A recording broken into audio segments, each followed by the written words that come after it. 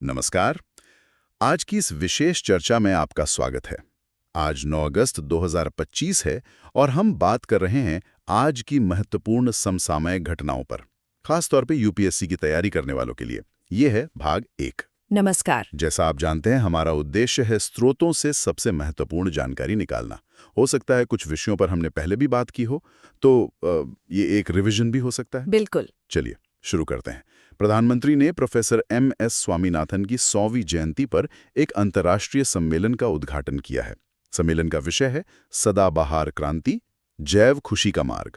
हाँ, प्रोफेसर स्वामीनाथन 1925 से 2023 तक, जिन्हें 2024 में मरणोपरांत भारत रत्न भी मिला। जी, हरित क्रांति के जनक। बिल्कुल, भारत में हरित क्रांति के जनक माने जाते हैं।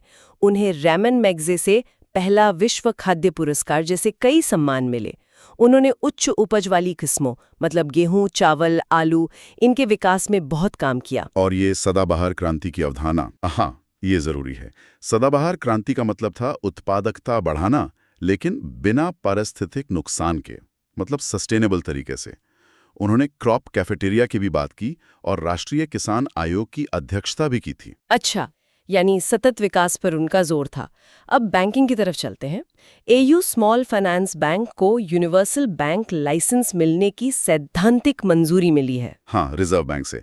और ये करीब एक दशक में पहली बार हुआ है कि किसी एसएफबी को ये मंजूरी मिली है। तो ये यूनिवर्सल बैंक लाइसेंस होता क्या है असल में? देखिए, यूनिवर्सल बैंकिंग लाइसेंस मिलने का मतलब है कि वो वित्तीय संस्थान अब कई तरह की सेवाएं दे सकता है। सिर्फ स्मॉल फाइनेंस वाले काम नहीं, बल्कि कमर्शियल बैंकिंग और निवेश बैंकिंग, ये सब कुछ। अच्छा, मतलब दायरा बढ़ जाता है। हाँ, दायरा काफी बढ़ जाता है, पर इसके लिए शर्तें भी कड़ी हैं।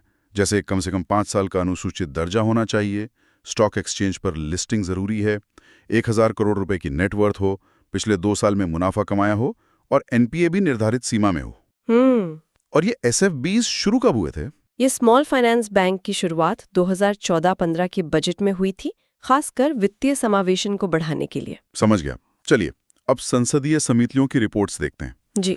पहली है इस्पात स्क्रैप पुनर्चक्रण नीति, यानी एसएसआरपी पर। जी। कोयला, खान और इस्पात संबंधी स्थायी समिति की रिपोर्ट है ये। जी, ये नीति 2019 में इस्पात मंत्रालय ने अधिसूचित की थी। समिति ने अपनी रिपोर्ट में कई समस्याएं बताई हैं। क्या समस्या है? एक तो डेटाबेस की बहुत कमी है, मतलब कितना स्क्रैप है, कहाँ से आ रहा है, इसका कोई पक्का हिसाब नहीं। फिर कोई एक नोडल मंत्रालय भी साफ नहीं है। ज्यादातर काम अनौपचारिक क्षेत्र में होता है, तो औपचारिक स्क्रैप बाजार कम है। इसे उद्योग का दर्जा भी नहीं मिला है और जो तकनीक इस्तेमाल हो रही है वो भी काफी पुरानी है। तो समिति ने सुझाव क्या दिए हैं? सुझाव है कि एक समर्पित पोर्टल बनाया जाए, इस्पात मंत्रालय को ही नोडल एजेंसी बनाया जाए, जो अनौपचारिक क्षेत्र है उसे औपचारिक बनाने के प्रयास हों, इसे उद्योग का दर्जा मिले और आधुनिक तकनीक अपनाई जाए। ये सब सर्कुलर इकोनॉमी, मतलब 6R, रिड्यूस, रीयूज, रिसाइकिल वगैरह, उसको बढ़ावा देगा। सही है। अब दूसरी रिपोर्ट प्रधानमंत्री ग्राम सड़क योजना यानी पीएमजीएसवाई पर। ये ग्रामीण विकास और पंचायती राज संबंधी स्थायी समिति ने दी है। ये योजना तो काफी पुरानी है। हाँ, 2000 में शुरू हुई थी, लेकिन रिपोर्ट में कुछ मुद्दे उठाए गए हैं।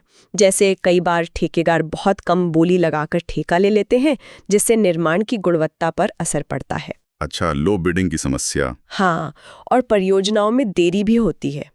एक और बात, सर्वे के लिए अभी भी पुराने आंकड़े जैसे 2011 की जनगणना इस्तेमाल हो रहे हैं और कई गांवों तक अभी भी पूरी तरह सड़क नहीं पहुंच पाई है। तो इसके लिए क्या सिफारिशें हैं? समिति ने कहा है कि गुणवत्ता सुनिश्चित करने पर जोर हो, राज्यों को डिजाइन में थोड़ी सहूलियत दी जाए, केंद्र और राज्यों के बीच समन्वय बेहतर हो, नए जनसंख्या आंकड़ों का इस्तेमाल किया जाए और सही लाभार्थियों की पहचान हो। मतलब लगातार सुधार की जरूरत है। चलिए, अब कुछ और खबरें जल्दी से देख लेते हैं। अमेरिका भारत पर 25% प्रतिपूरक टैरिफ के ऊपर अतिरिक्त 25% एड वैलोरम शुल्क लगाएगा। एड वैलोरम मतलब? एड वैलोरम मतलब मूल्य के अनुसार। ये ड्यूटी सामान की कीमत के आधार पर लगती है, मात्रा के आधार पर नहीं। ठीक है। संसद ने तटीय नौवा वहन विधेयक 2025 पारित किया है। इसका क्या उद्देश्य है? इसका मुख्य उद्देश्य है विदेशी जहाजों पर भारत की निर्भरता कम करना और जो कानूनी ढांचा है उसे सरल बनाना, मतलब घरेलू शिपिंग को बढ़ावा देना।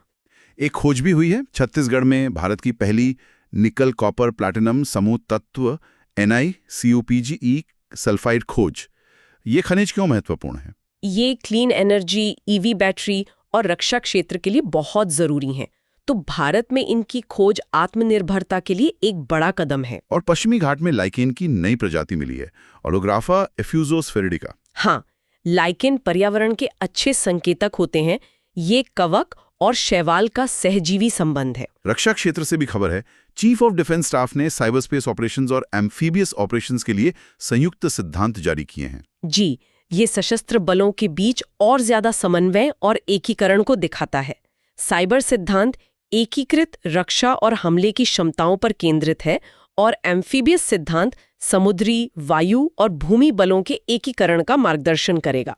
अच्छा, अंतर्राष्ट्रीय स्तर पर तुवालू ने ऑस्ट्रेलिया के साथ फले-पिली यूनियन संधि पर हस्ताक्षर किए हैं। हाँ, तुवालू एक छोटा द्वीप देश है जो समुद्रों का स्तर बढ़ने से गंभीर खतरे में है। इस संधि से वहां के नागरिकों को ऑस्ट्रेलिया में स्थायी निवास मिल सकेगा। क्लाइमेट चेंज के कारण विस्थापन का ये एक उदाहरण है।